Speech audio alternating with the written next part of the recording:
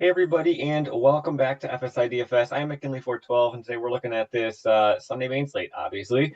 Uh, Pretty decent slate, a lot of top tier pitchers that we're going to be targeting. Not too much to like in the cheap area. Ari Har is probably the one guy that I have some interest in that's below this higher mid tier range. Everybody else is just kind of like, yeah. But it's going to be important for us to find value plays today. It's going to be tough with a lot of the top stacks going to be teams like Toronto and Philadelphia and San Diego, Texas, a lot of expensive plays. But there are a lot of cheap plays that you can find, especially in Cincinnati and San Francisco, that I do like.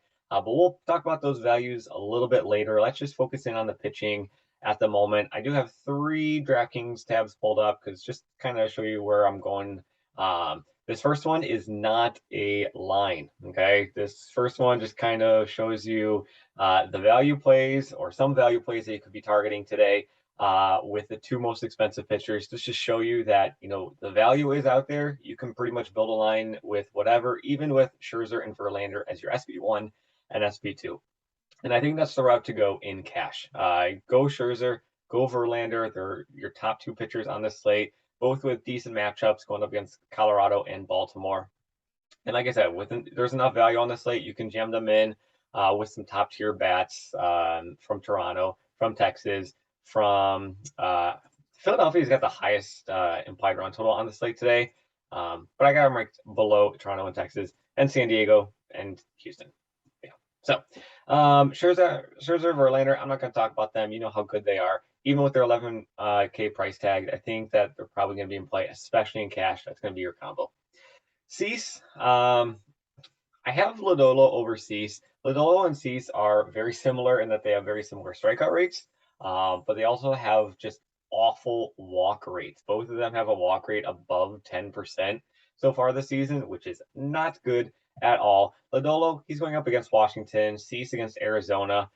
Again, kind of similar matchups. I would say Cease gets a tougher matchup, and he's 1,300 more. So that's why I put Lodolo over Cease, and then Lauer just kind of rounds things out in that top tier, going up against Chicago. Nothing too exciting there. In the mid tier, Syndergaard, he's going to be my top guy going up against Pittsburgh. Pittsburgh is the worst team in the majors on offense against right-handed pitching since the All-Star break. They just cannot seem to get it going at all. So Syndergaard, he's going to be my favorite guy in that mid tier. Am I excited about it?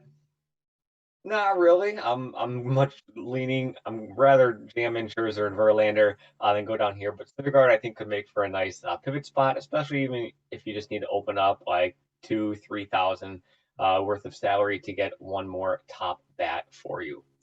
Below Syndergaard, I got Pivetta, and then Kluber, Stripling, and Manaea. The issue with Manaea, he's got a nice matchup going up against Kansas City, but he's just not pitching deep into games. You can see 69, 64. These are his pitch counts.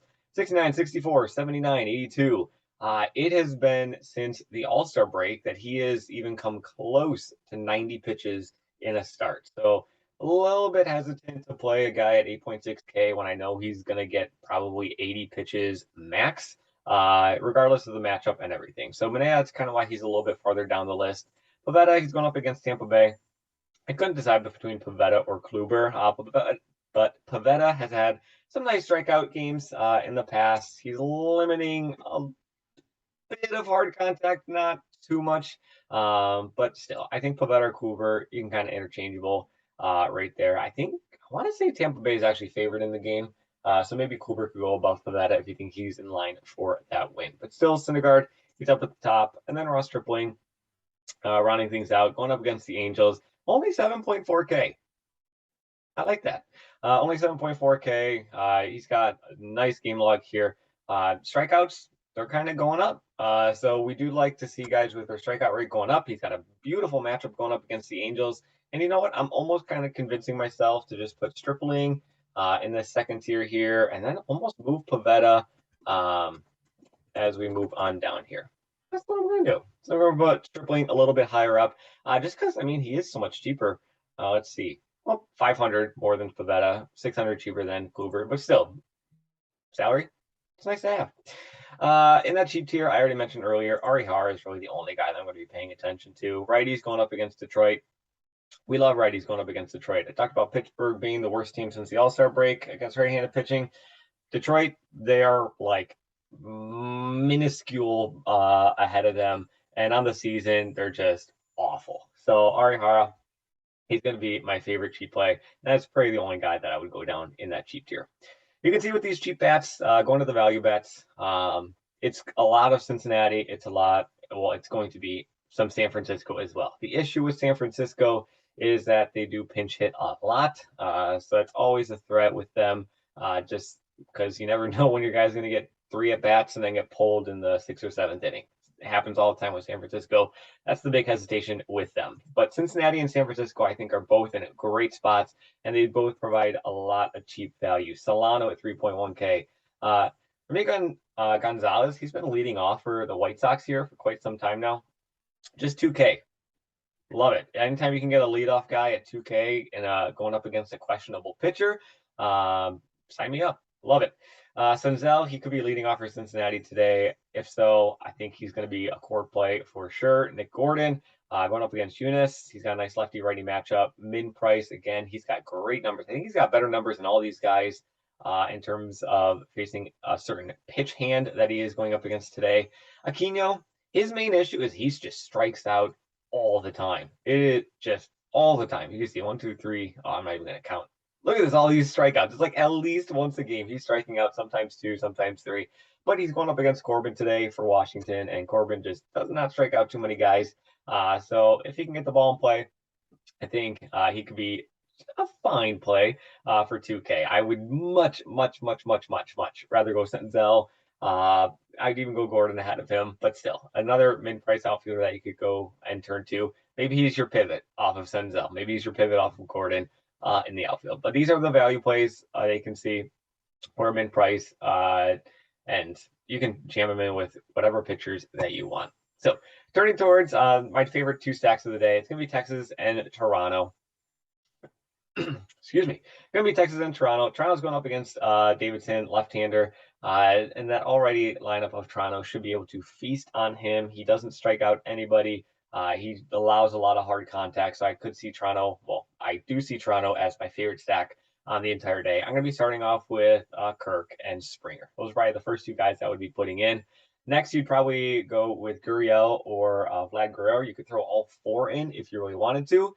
But I do like the Nathaniel Lowe value that comes in with Texas at just only 3.8K. He's got a nice matchup, a lefty-righty matchup. So I like him there going up against Hutchinson and that Detroit bullpen. And then Corey Seager, 5.5K. A little pricey, but I still think that he's one of the best shortstops on the slate today, if not the best shortstop on the slate. So you throw in this kind of main Texas-Toronto stack. You throw in Scherzer. It's going to get real close, real fast in terms of getting tight on salary. So you're not going to be able to throw up another top-tier pitcher. But if you think Texas is going to do really well, maybe Arihara is going to be in line for the win if he can get to that 5-inning mark. And those Texas bats can kind of carry him to a W. 6.7K, sure. I mean, it really gives you 2.7K to work with for second base, third base, and outfielder. And you can certainly find the salary in those positions to jam those guys in. I don't have any issue with if you want to go San Diego or Philadelphia. I think I already mentioned Philadelphia has the highest implied run total on the slate today. But salary-wise, they just get a little bit more constricting than Texas and Toronto do. Same thing with San Diego. They just get really tight in the salary department with all of their top guys. So going to the GPP, I think the Mets going up against Marquez is probably my favorite GPP play of mine. I know Marquez allows a lot of ground balls. However, Mets, they are one of the best teams, if not the best team, against right-handed pitching on the entire season from an offensive standpoint. And they have a lot of bats that can certainly, a lot of great left-handed bats that can hit off of righties very well. So Vogelbach, McNeil, Lindor, Spicheder, and Nimmo. Those 4 guys, that would be my start for a New York Mets stack. You can throw in Beatty going down in the lineup, kind of hoping for a home run from him. Or you could go and turn towards some of the San Francisco and Cincinnati cheap guys that I was talking about. Guys like Estella and Jock Peterson, whoever you want. So you throw in Max Scherzer, and you can kind of see, all right, you only have 4.5K remaining, and that's including finding another pitcher. You're not going to be able to get another top tier pitcher, a guy like Cease or Verlander or Lodolo.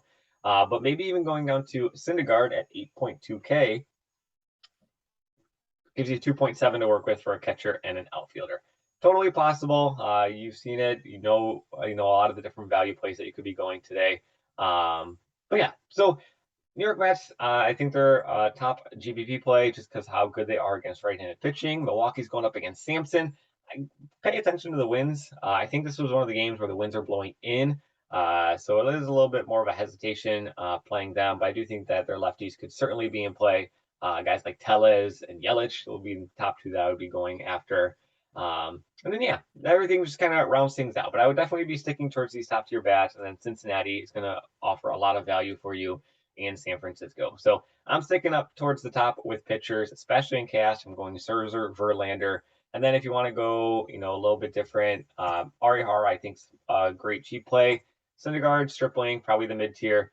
I'm not going to touch anybody in this, Davies and below. I'm not really going to be touching Manea, Lauer, and those guys. So that's kind of it. Okay, hopefully this helps you out in guiding you to a build that you like, that you enjoy, and a build that can win you some money today. So as always, thanks for watching. Good luck in your contest, and we'll see you in the next video.